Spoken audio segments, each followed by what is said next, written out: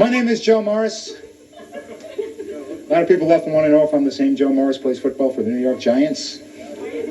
Yes, I am. During the week, I'm a white Jewish comic. On Sundays, I'm a black running back in the NFL. It's Ted Turner. He's colorizing everybody nowadays. Yeah, any Jewish people here?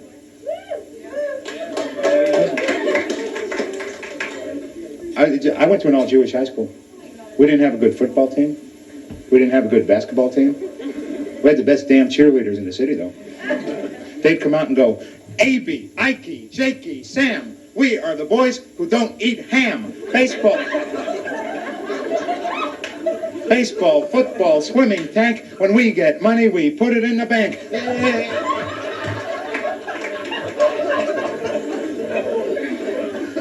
Hey, I was captain of that Jewish football team, pal. I was captain of the Jewish football team. If we got a 15-yard penalty, I'd try and get them down to 9.95. Jewish people, we got screwed. We followed Moses for 40 years, a distance historians tell us turned out to be 100 miles. Think about that. We're behind them for 40 years, up hills, down hills, through rivers. We wound up settling the only piece of land in that entire section of the world that has no oil. Did your parents ever try and set you up, like a Jewish girl? Did they do? Did it ever work out? It did? My mom always wanted me to date Susan Glazer, daughter of the wealthiest man in our congregation, Igby Glazer. Igby made his fortune manufacturing vibrators. True story. If you have a vibrator at home, you check the side of the package. It'll say manufactured by the Glazer Manufacturing Company. My mom wants me to take out his daughter. I'm going, no. I'm not taking out the daughter of the vibrator king of North America. Like I'd really be able to satisfy this woman. You know what I'm talking about? My last girlfriend had her master's degree in history. My girlfriend before that had her master's degree in philosophy. I realized these girls are too intelligent for me. Girl I'm looking for now will not only watch Heckle and Jekyll with me, I'll have to explain it to her. They're not crows, they're magpies. Whoa! So imagine my parents are typical Jewish parents. They're senile. They are. My mom and dad are still disappointed in me. They can't remember why. My mom lives in New York. She sends me pictures of her, my dad, my older brother standing in front of my old house, and then she writes on the back, your mom, your dad, your older brother standing in front of your old house. Like I'm not going to recognize these people, you know? Do what I do. I take these photos, I mail them to my next door neighbor. It's just great. I like to watch them open the mail going, who the hell are these people? Your mom, your dad, They're not Japanese. What the hell is going on in this? I have a Japanese next door neighbor. Doesn't drive too well. And I only mention that because I asked him, how come it is that Japanese people don't drive well? And do anybody know the answer? No, it is?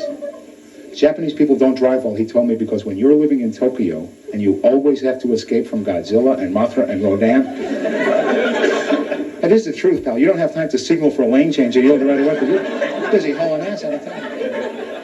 All right, now they're driving in this city. They can't see too well. There's this big pickup behind them. They're going, Rodan, it's there. Oh, no.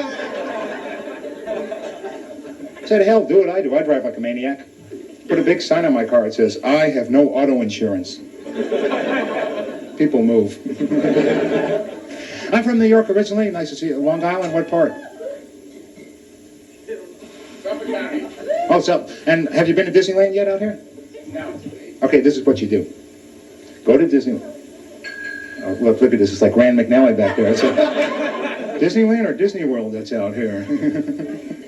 Hey, what the fuck do you care? Come on, you're from New York, eh?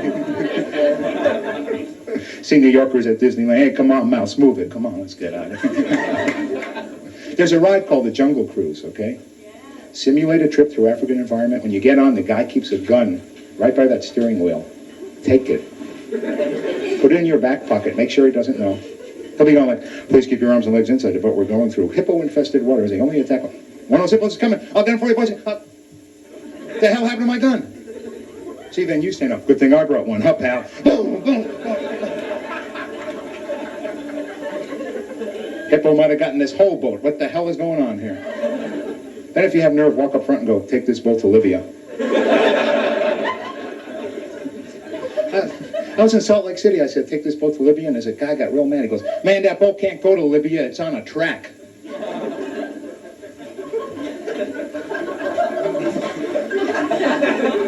Last time I followed some Marines up from Disneyland. They were up from Camp Pendleton. They were going around Disneyland. They're there with their drill instructor. They're going like, can we ride on Dumbo? Can we ride on Dumbo what? Can we ride on Dumbo, sir? All right, Dumbo time. Move now. I don't know and I ain't sure. I hear Snow White isn't pure. Hey, guys. Are there any Marines here tonight, by the way? No? Are any Marines, sir? You are? I can't hear you. Right now? Where are you stationed? Really? What do you guys think there's going to be a fight between a Marine and a Jew? What the hell are you like? I myself was never in the service, but one day last week I got up real early. It was like dark out. I went right back to sleep, but for a second there.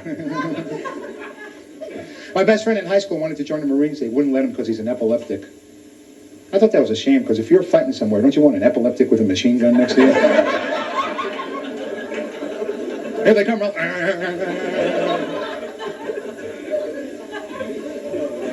As sick as I am, if I'm making love to a woman and she has epilepsy, I want to know about it before we start. Well, if I don't know about it and we're making love and she has an epileptic attack, my first thought would be, hey, I'm great.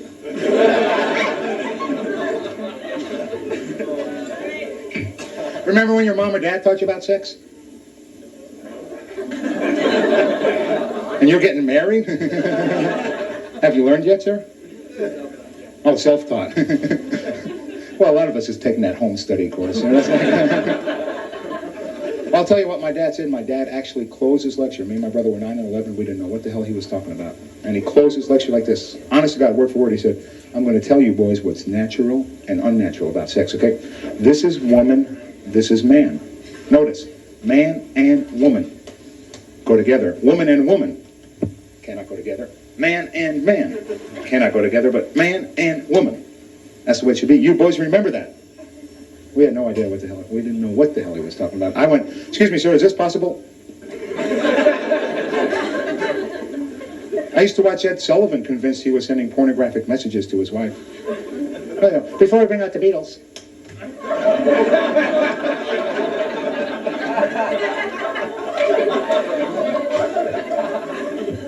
You ever have your parents catch you making love? Yeah. Happened to me in college. I had a girl over my dorm room, and my mom called up from downstairs. She was coming up. She didn't catch us, but we got out of bed. We were standing at the door. My girlfriend freaked out. I was going, what's wrong? She goes, I can't find my vibrator. Oh, don't worry, my mom will be here 30 seconds. She's not going to conduct a search of the room. My mom sees a girl in my room. She goes, do you have clean sheets? Do you have clean sheets? She walks over to bed, whips back the bed cover. That's where the vibrator was. Yeah, it went flying in the air. It was like 2001. It was just like flying in the air. My mom grabs it. She goes, you bought a vibrator? You actually bought a vibrator? We could have gotten this wholesale from A.B. Glazer.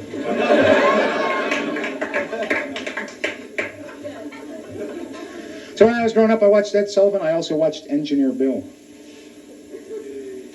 You're the only one that remembers Engineer Bill, sir? Engineer Bill had to drink your milk to red light, green light. Remember that, sir? Every time he said red light, you couldn't drink your milk. Every time he said green light. Did you drink your milk like that? Oh, you don't remember? I drank my milk like that every day. I loved it.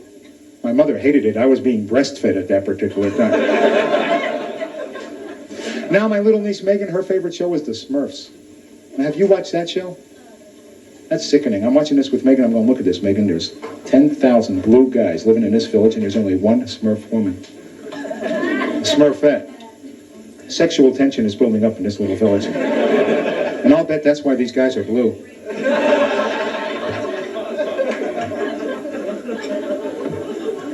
Because of my weird taste, my favorite news stories are the weird news stories like the post office worker in Edmond, Oklahoma. Went crazy, shot 14 people.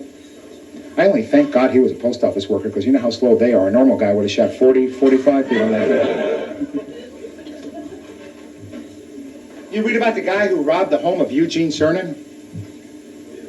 Last astronaut to walk on the moon, somebody broke into his home and stole all of his Apollo mission medals. Yeah, that's sick and it's stupid. Because how can you pawn those? Well, think about it. The thief is in a pawn shop going, yeah, I'll be the last cat to walk on the moon. Why do you wax?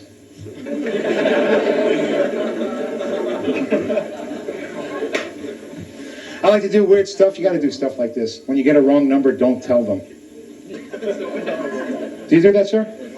Just play along, right? Well, mine's one digit away. Well, usually it's like, hi, is Bob there? Sorry, wrong number. Are you sure?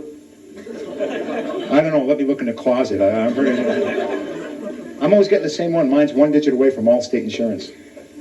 I'm always picking up the phone. Hello? Hi, is this Allstate Insurance? Yes, it is. Well, you didn't answer the phone, Allstate Insurance. Well, you got a policy with us, dickhead? Man, you're not too friendly. Well, we're the good hands people, not manners. I was at the Beverly Center today, saw this poor guy applying for a job in one of the department stores. Didn't even know him. Went up right behind him, went, Bob, when the hell did you get out of prison?